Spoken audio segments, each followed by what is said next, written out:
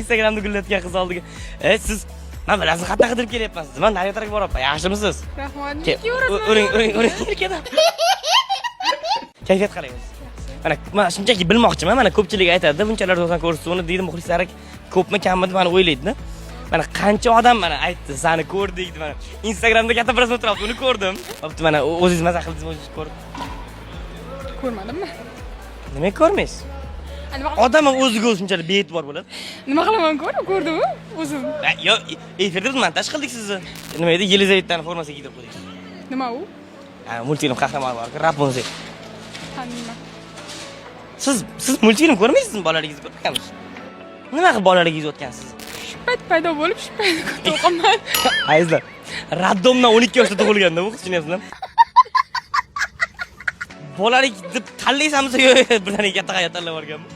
Yo, mana o'zi mana bolaligingiz, mana insonni mana odamlar aytadi, yoshligimda deydi, to'g'rimi? Nima deb o'ylaysiz? Shaxsiy fikringiz. Bolalik necha yoshda tugaydi? 7 yoshda tugaydi. 7 yoshga уже katta bo'ladi. Videoga olmang. Bu qizning miyasi o'zidan 12 yosh katta ekan, azizlar. Farzandlar nechta bo'ldi degan qopsiz. Munda katta. Mana savollar sizga. Eng yaxshi ko'rgan kinoingiz qaysi? Men jahlimni chiqaryapsiz. Siz biror nima vaqt nima serial ko'ryapsiz hozir mana telefoningizdan? Merlin? Voy bu. Albatta. Indamang, balki o'zim olib ketarman. Mana o'g'li